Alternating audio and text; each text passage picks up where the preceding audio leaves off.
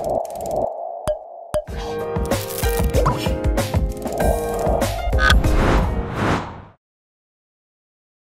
adik-adik, kembali lagi nih bersama kakak. Tentunya pasti belajar matematika atau fisika, ya kan? Nah, kali ini di video ini kakak akan menjelaskan mengenai materi fisika. Tentunya ini di kelas 10 ya, semester 2 di bab dinamika partikel. Sesuai dengan yang adik-adik lihat di sini.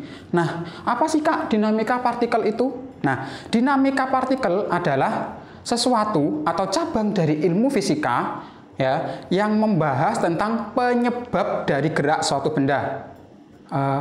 Seperti apa sih Kak? Oke, di sini contoh singkatnya adalah seperti ini. Adik-adik ketika main kelereng, pernah main kelereng ya, mendorong kelereng. Nah, apa yang terjadi? Kelerengnya akan bergerak. Nah, penyebabnya apa? Tangan kita yang akan memberi gaya. Nah, di sini adalah contoh penerapan dari dinamika partikel itu sendiri. Jadi, dinamika partikel itu adalah suatu cabang dari fisika yang mempelajari penyebab suatu benda itu bergerak. Nah, di sini, di bab ini, itu akan ada 3 hukum yang fenomenal. Ya, di SMP dulu adik-adik sudah pernah mengetahui 3 hukum ini. Yang pertama, yaitu adalah hukum 1 Newton. Nah, di mana hukum 1 Newton ini berbunyi bahwa jika suatu benda dikenai suatu gaya, ya, atau benda itu bergerak, maka dia akan tetap bergerak lurus, ya, bergerak lurus beraturan, atau dia diam.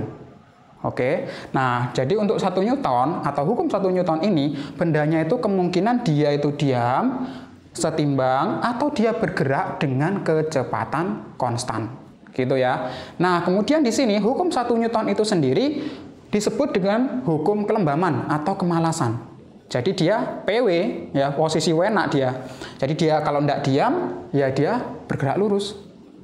Nah, untuk formulanya sendiri atau rumusnya sendiri di hukum 1 Newton itu ada sigma F sama dengan 0. Di SMP juga sudah pernah tahu kan ya? Oke. Nah, di sini sigma F sama dengan 0, tapi tidak cukup untuk satu bidang saja. Ya, jadi ada 2 dimensinya. Di sini baik terhadap sumbu X maupun terhadap sumbu Y itu harus 0 semua. Karena dia dalam keadaan setimbang atau diam. Oke, sampai sini paham ya? Oke. Nah, kemudian kita lihat di sini ada GLB. Karena hukum 1 Newton itu berhubungan dengan GLB, maka tidak menutup kemungkinan di hukum 1 Newton juga ada rumus GLB adik-adik. Yang kita pakai adalah S sama dengan V dikali T. Nah, ini sangat berhubungan antara hukum 1 Newton yang sigma F sama dengan 0 dan S sama dengan V kali T. Sampai sini paham ya? Nah, untuk contoh sederhananya, hukum 1 Newton atau hukum kelembaman, nah benda itu akan bergerak lurus. Awal mulanya dia bergerak lurus, jika dia berhenti, ya, dia akan meneruskan kecepatan yang awal. Ya, namanya adalah kemalasan atau kelembaman. Oke, di sini kakak punya animasinya, punya videonya ya, mengenai suatu benda yang berada di atas kap mobil. Mula-mula bendanya bergerak bersamaan dengan mobilnya. Nah, ketika dia melaju di sebuah jalan lurus, kemudian mobil tersebut berhenti mendadak karena dia nabrak ya. Nah, sebuah benda yang di atas kap tersebut akan mengalami kecepatan yang sama dengan si mobil tersebut. Nah, ketika mobilnya berhenti, maka bendanya akan terus melanjutkan kecepatan dari si mobil itu. Ya. Oke, di sini sampai paham ya untuk contoh dari hukum 1 Newton. Nah, kemudian kakak lanjut untuk yang hukum 2 Newton. Untuk hukum 2 Newton, di sini cirinya adalah punya percepatan.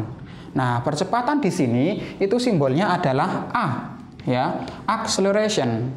Nah, kemudian kalau pada hukum 1 Newton itu tidak muncul adik-adik. Percepatannya tidak ada, alias 0, ya. Untuk hukum 2 Newton di sini adalah sigma F sama dengan M kali A, di mana gaya berbanding lurus ya dengan percepatannya atau dengan masanya gitu. Nah, kemudian kalau dia muncul percepatan, maka ada hubungannya dengan GLBB. Masih ingat enggak hukum GLBB atau rumus-rumusnya dari GLBB itu apa saja? Nah, di sini kakak Ingatkan lagi, rumusnya GLBB itu ada 3 macam, ya kan? VT sama dengan V0 ditambah AT, kemudian yang kedua adalah VT kuadrat ditambah dengan V0 kuadrat ditambah dengan 2AS, kemudian yang ketiga adalah S sama dengan V0T ditambah dengan setengah AT kuadrat. Ya. Untuk VT itu adalah kecepatan akhir, kemudian V0 itu adalah kecepatan mula-mula. Dan A di sini tentunya adalah acceleration atau percepatan. Kemudian dan yang T ini adalah time. Apa time itu? Iya, waktu ya. Nah, kemudian untuk S itu sendiri di sini adalah space atau jarak. Ya. Jadi untuk hukum 1 Newton di sini berhubungan dengan GLB rumusnya. Tapi jika hukum 2 Newton, dia berhubungannya dengan perumusan GLBB. Baik dia dipercepat maupun dia diperlambat. Nah, contohnya saja, kalian pernah kan naik mobil atau naik motor? Atau melihat saja di jalan raya. Ada suatu mobil yang mula-mula berhenti, parkir mungkin ya. Parkir, kemudian dia berjalan. Ya, dari keadaan mula-mula dia diam, kemudian dia melaju dengan kecepatan tertentu. Itu adalah contoh sederhana dari hukum 2 Newton, adik-adik. Oke, paham ya? Nah, kakak lanjut ke hukum yang ketiga, yaitu hukum 3 Newton. Nah, hukum 3 Newton di sini itu merupakan F aksi sama dengan negatif F reaksi. Artinya apa, Kak? Jika suatu benda dikenai oleh suatu gaya aksi, maka gaya tersebut akan memberikan gaya yang sama terhadap kita. Ya, jadi ini kayak give and take. Ya, kita ngasih, dia juga memberi dengan besarnya yang sama. Nah, tanda negatif di sini itu artinya dia berlawanan arah. Ya, jadi negatif ini hanya memberikan perlawanan arah itu saja, bukan berpengaruh pada angkanya. Kalau semisal kita mendorong tembok misalkan, mendorong tembok dengan gaya 10 Newton, maka si tembok juga akan terasa mendorong kita dengan gaya 10 Newton juga, tapi arahnya berlawanan. Seperti itu adik-adik. Oke, sampai sini paham ya mengenai hukum 3 Newton?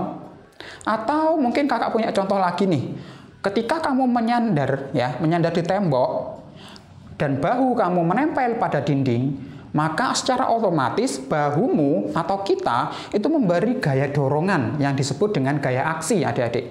Ya, gaya aksi terhadap tembok. Nah, begitu juga dengan tembok. Tembok akan memberikan gaya reaksi yang sama terhadap kita. Seperti itu. Oke, banyak sekali contohnya hukum 3 Newton di penerapan kehidupan sehari-hari.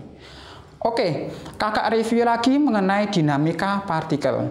Nah, di bab ini kita akan membahas 3 hukum yang fenomenal yang diberikan oleh Pak Newton tentunya. Oke, nah di sini ada hukum 1, hukum 2, dan hukum 3. Nah, hukum 1 Newton itu biasa disebut dengan hukum kelembaman atau kemalasan. Dan formulanya itu adalah sigma F sama dengan 0. Dan kemudian ciri-cirinya kita menggunakan hukum 1 Newton itu kalau bendanya diam, bendanya setimbang, atau bendanya bergerak lurus beraturan. Artinya kecepatannya konstan. Oke. Nah, kemudian untuk hukum 2 Newton itu sendiri, dia sudah punya percepatan. Artinya kecepatan awal dan kecepatan akhir itu berbeda. Ya, sehingga dia memiliki akselerasi atau percepatan. Dan dirumuskan oleh sigma F sama dengan M dikali A, di mana A itu akan berbanding terbalik dengan M. Seperti itu. Oke ya. Nah, kemudian rumus yang berhubungan, karena dia punya A atau akselerasi, maka dia ada GLBB. Ya. Dan rumusnya sudah ada, seperti ini adik-adik.